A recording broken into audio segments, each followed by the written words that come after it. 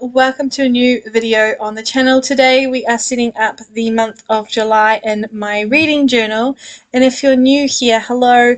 I post videos monthly about my reading journal, and I do quite a few other little things with bullet journals or books, so if that's something that you would enjoy, please think of subscribing if you haven't already, and let's get into the video. This setup as you can see, I cut a little bit in the beginning here, and we've slipped right into this part where those two pieces of paper pad were already stuck down, and that is because I accidentally set this up on the wrong page.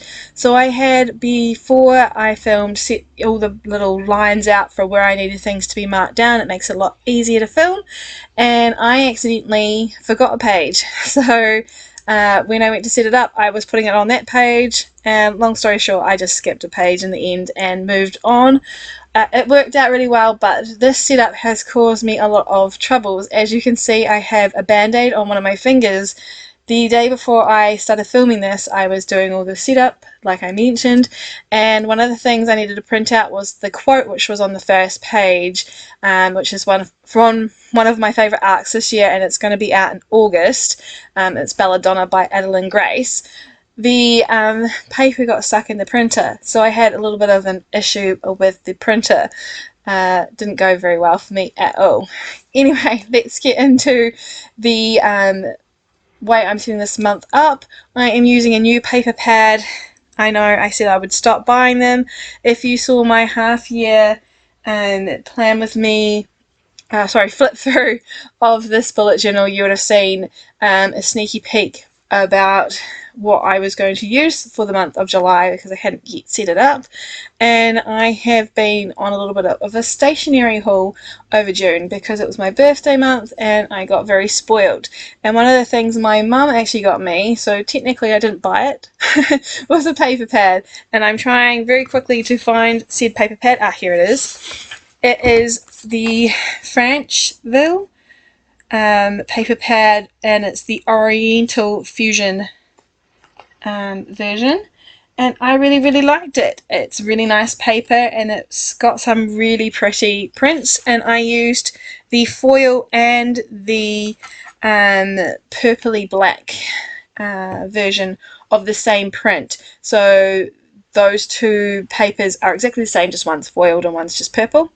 And I also used my new StazOn ink pads, and I will show a little bit of them at the end of this video.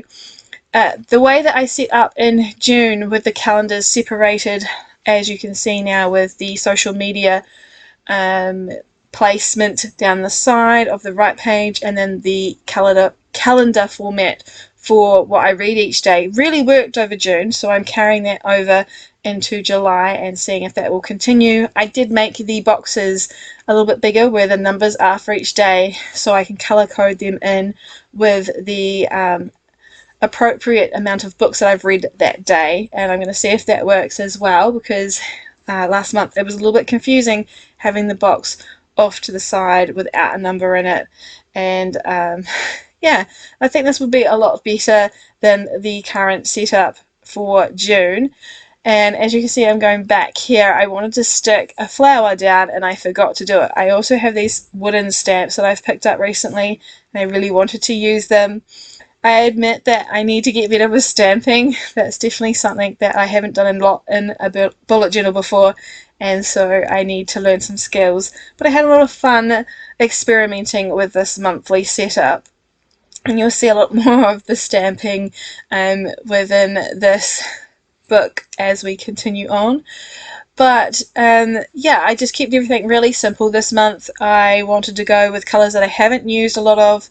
If you followed from the start of the year, I've been using a lot of pinks and purples and blues, and so going with brown tone and warm tone oranges, yellows, reds was the idea here. Ironically though, the headers are all done with a purple ink, and it just came up really reddish brown on the craft paper, so that's why I chose the colours that I have. But I accidentally forgot something when I was setting up this page, and I think I'm going to have to do some rearranging, because over June I managed to squeeze it in because I wasn't doing my TBR jar prompt list, and I'm back to doing that over July. You can see a sneak peek on the screen right now of what prompts I managed to pull, but I didn't leave a space for my library books. And if you're not aware, I've been going to the library for the last 2 months now and renting out books there, so I need to have a place to write them down. I'm going to have to put a tip in for July and then figure out how I'm going to do that for the rest of the year. I've got plenty of paper left in this book, so I think I might just have to stop crowding everything up onto a certain amount of pages and spread things out a little bit, and maybe put some more quotes in, just decorate a little bit better, and then these videos will get a little bit longer as well. So we're actually onto the last page that I'm setting up in this video, and there you can see I messed up, the ruler moved. But the thing that I wanted to talk about in this last part was I actually have been looking for a star stamp for the longest time, because I do have the Moxiedori stencil with a little star on it, and it's the most perfect size. And this is going to sound very first world problems, but I hate having to draw out the stars every time. I would just love to be able to stamp it, and I've been looking. Unfortunately, New Zealand is in a bit of a situation where we can't have some goods from overseas shipped here. A lot of people aren't shipping here because of the pandemic and the cost factor, which is completely understandable, but it does make it difficult to get my hands on some things from, like, say, Etsy that I would really like to have. And so I've been looking for a random little star for the longest time, and I finally found one, but I again need to get better at inking the stamp up, because in some points it gets really inky on the page.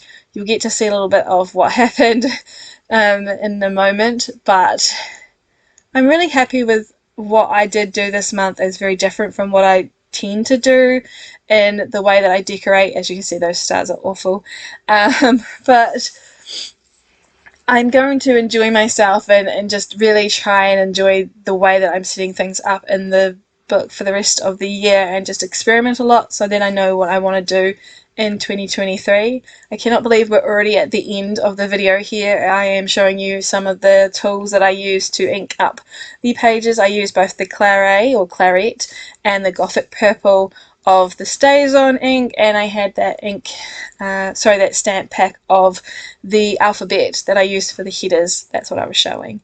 Thank you so much for stopping by today. This is a very short one, and I hope that I can extend these out a little bit. You did get to see me holding up the stats page logo or header.